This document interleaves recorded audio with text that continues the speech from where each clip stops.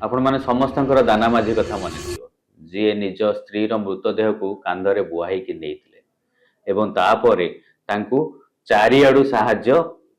र भिड़ माड़ी आसीथिला लक्ष लक्ष टंकार साहाय्य तांको मिलिथिला। बर्तमान पुणी ठीक से भली आउ गोटे घटना ओडिसा रे घटिछि सेटा पुणी मुख्यमंत्री का जिला केन्दुझर रे घटिछि जोठी जितु मुंडा नामक जने व्यक्तिंकर तांको भौणी मरी जाइथिले से बैंक को जाइथिले तांको भौणी रो पैसा उठाया पई बैंक वाला कहिथिले जे प्रूफ आनो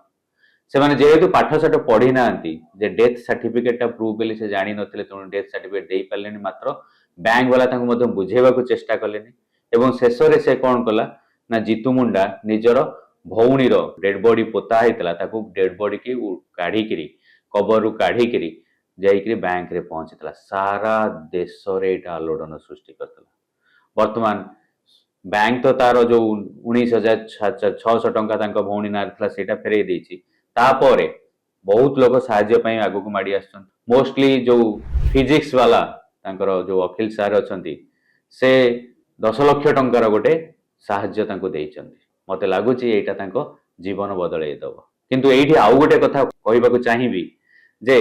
बैंक वाला मध्य किछि जगह रे निजर मनीष रूप देखैबा आवश्यक जदि गोटे लोक बुझी पारुनी ताको बुझेबा आवश्यक। दर्शक बंधु आपण मन मतामत निश्चय